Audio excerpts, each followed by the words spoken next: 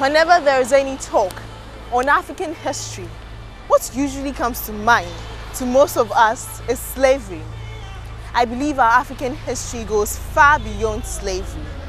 Join me as I embark on the journey of our history, our African history that has been suppressed for centuries.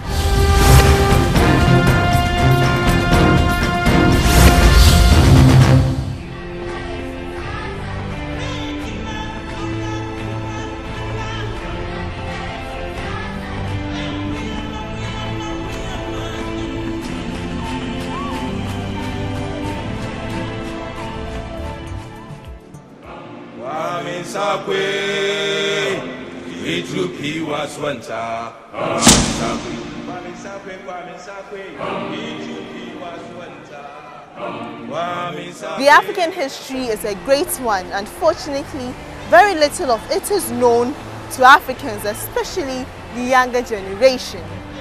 Our generation seem uninterested in our history. But as Marcus Garvey said, a people without a knowledge of their past is like a tree without roots. It is harmful to limit the African history to slavery and assume Africans do not have any institutions, policies, inventions and systems before slavery.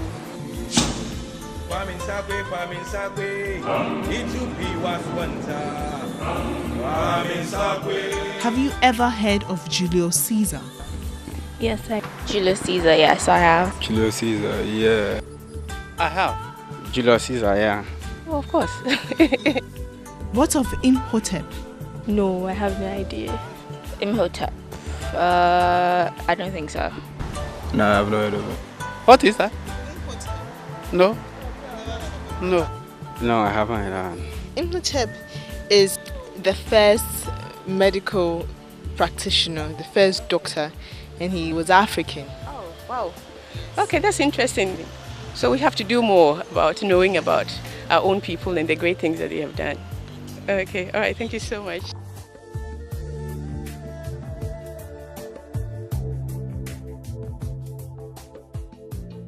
How can we forget this genius, little visor, little short black man named Imhotep that goes back 3,000 years before Christ, that built the step pyramid that is still standing in Egypt today for the third dynasty under Pharaoh Jose, which we call Djoser.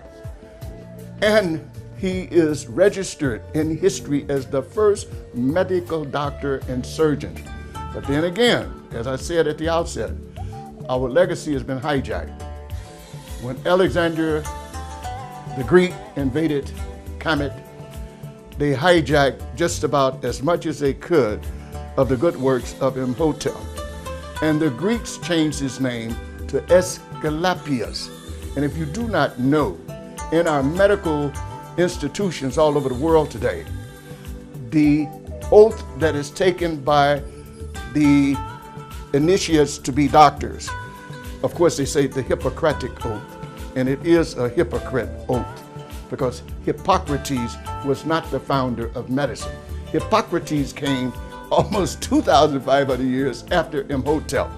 But as they swear by the god Apollo, these are doctors to be, they swear by the name of Aesculapius, and that's Imhotep.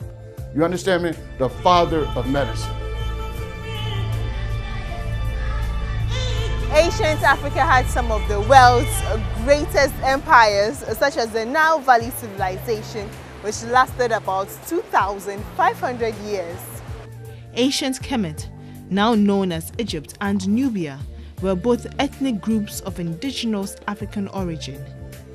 So when we talk about Kemet, what does that even mean? Kemet translates literally to land of the blacks, land of the black people. This is what the Greeks called Aegyptos, what we now call Egypt. So when they have a need to always say Egypt, ancient Egypt, ancient Egypt. Why don't they use the indigenous term that the people themselves called the land, which was Kemet? They know that if they use that term, that will point you towards the actual history, where Kemet means land of the blacks. As soon as you hear it, you'll say, well, what does it mean? Well, what some of these European pseudo scholars did is that they would say, oh, Kemet just means the black soil, the earth is black, the ground is black. But that's not the case, because when you look at how the people of Kemet, what we now call ancient Egypt, depicted the word for themselves, they also said Kemet, which means black people. This is something that was uncovered by Chiekanta Diop and also by Theophile Obenga in the 1974 UNESCO conference on the peopling of ancient Kemet and decipherment of the Meroitic script. Many are unaware that the land of Egypt were originally populated by black Africans. The genetic evidence, it shows that the closest match likelihood for Ramesses II, for Tutankhamen, for all of these pharaohs, all of these rulers who were called Nesut, their closest genetic relations are found in the Great Lakes region of Africa, Lake Nyanza, that area, Southern Africa, and then also in West Africa. And then far down on the scale, you find those in so-called Middle East of the Arab type. And they also, if you look in the tomb of Ramesses, you will see what they call the Mural of Nations. This is very significant because they depict themselves, citizens of Kemet, Ramech is how they write it, and they show themselves as being very black. Then they show the Nehesis, and the Nehesi is the Nubians, what we now know as Nubians, the people of Sudan. They show themselves as being the exact same on the lower rung, and then you also see them as being black on the upper rung, both the Nehesi and the Ramech, the people of the nation of Kemet.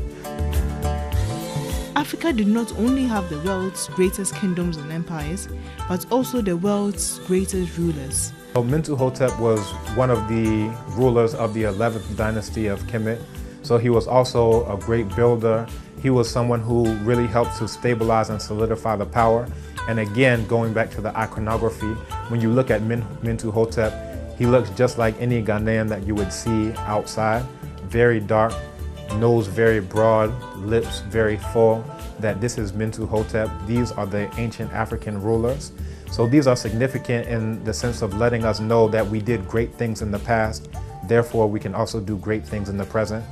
There's a concerted reason, an intentional reason why we don't know these names, but we know Shakespeare, we know Napoleon, all of these people. Because if you knew you did great things in the past, you would know you can do great things now. If you don't think you ever did anything, what do you think you could do into the future? Joseph was also very significant in that he was closely associated with Imhotep. So Imhotep was the very first multi-genius, a commoner who rose to the ranks to the highest position in the land.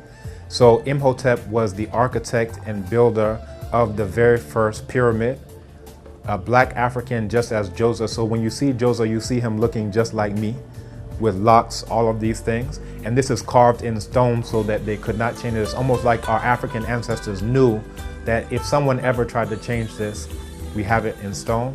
So Joseph is, who that first step pyramid at Saqqara was built for. So he's a very significant figure in terms of this monumental structure that he built. Amenhotep IV was considered the most remarkable of the pharaohs. Imhotep was very significant in that he was a great builder. So he is known and he has monuments that are still found in Kemet.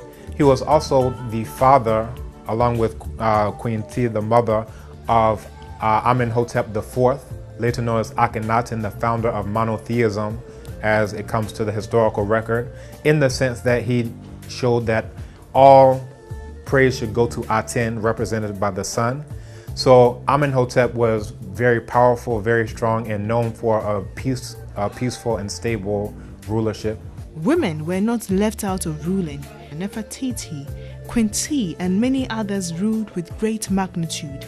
Queen T was very important in the sense that she was said to, come from the south. You can see that she was very black, coming from the same as the Nubians.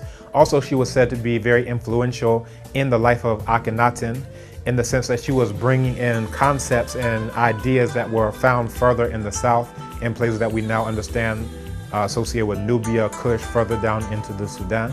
It is also believed that Christianity was introduced to Africa through slave trade and colonization. Well, this isn't correct. This Ethiopia, Kush, if you will, and Nubia, religion began.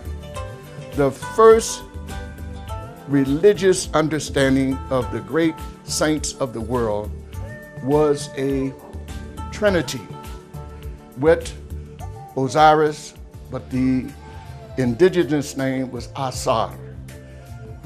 His sister wife, Oset, came to be known as Isis. Now I want the audience to follow me on this. And of course, to make a long story short, the long and the short of it was that this is where the Trinity began. And they had an immaculate birth of a child named Heru. The Greeks called him Horus, or hero. Now this Trinity later was hijacked by the Roman Catholics, Rome, the pagans at that time. And what they did, they hijacked it and they painted, if you will, Osiris into Joseph. You know, we have Joseph as the husband of Mary. And they painted Oset, which came to be known as Isis, as Mary. And they painted the baby Horus as Jesus. But of course, when I say they painted them Florentine or European or white. So the evidence is in the Louvre Museum in Paris or Paris. Will show you that Oset and the baby, immaculate baby that was born, Horus, is there dated at 3000 to 2800 BC. So that is a fact, that religion was created by the African or the black race. Ancient Africans traveled across the globe and contributed immensely to the early civilization of other continents. You can understand it in very small terms or in much broader terms in terms of the global African presence. There's a scholar, Runoko Rashidi and Adnan Van Sertima before him, who are dealing with just this same thing, where you can see jet black Africans as far away as Australia, Tasmania, where you can see images of them before they were exterminated by the whites off of the face of the planet. You can't find one anymore, but those images show you people who look just like people who you find in Ghana to this day. You can find them in places like Mekamui, also called Bougainville. You can find them all throughout Pacific Islands, Hawaii. If you look at the ruler, Queen Liliuokalani, the last queen of Hawaii, she looks just like someone who you find here in Ghana. So far flung on all these Pacific Islands. If you look at original images of the Buddha, you see him jet black and his hair is like mine but twisted into what we call Bantu knots. So you can see all of these images going far back into the past. Another one that I want to make sure I don't forget is the Olmec people. So where you go to Central America, places like Tres Zapotes, La Venta, San Lorenzo, you find these huge heads to the tune of many tons, some 2 tons and 3 tons. I've gotten a chance to actually see one and touch one, where the images of them, they are carved, their noses look just like ours, their lips look just like mine. When you look at their hair is braided just like yours. So when you see these huge, it's almost like your African ancestors knew that maybe someone will ever try to hide your history. So let's not put it on paper so it can be burned. Let's carve it into stone so that you would never forget all of your great achievements.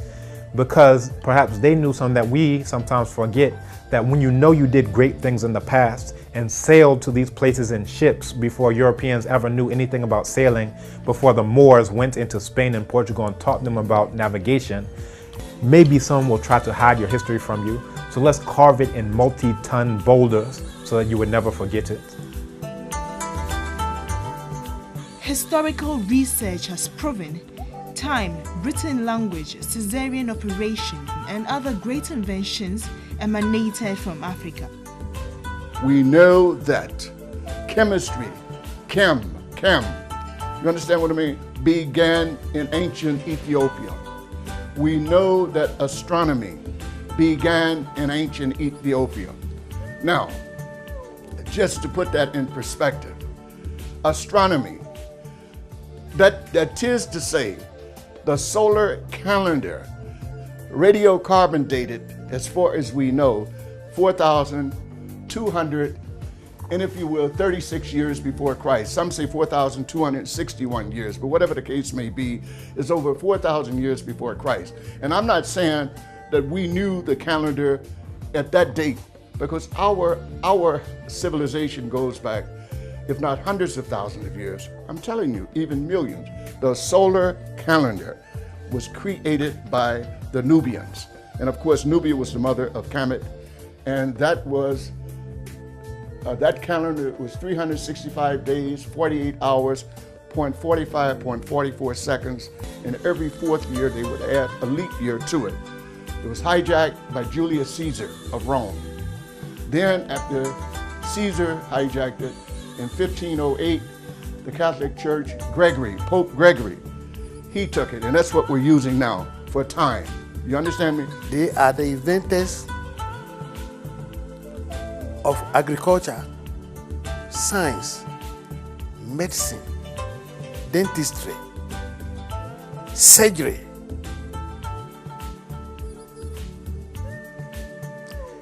They are the builders of religion, the builders of temples.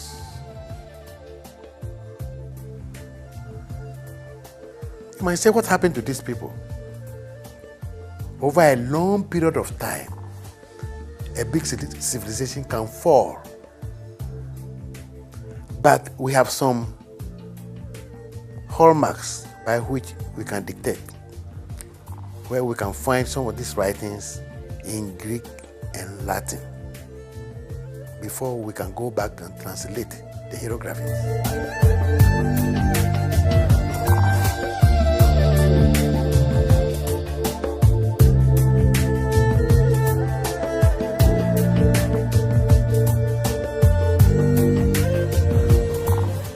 At the time of the Roman Empire, and let us never forget the Roman Empire under one of their emperors, Constantine, the Emperor Constantine. They began from their statehood to fabricate a new world order. And I want to repeat that.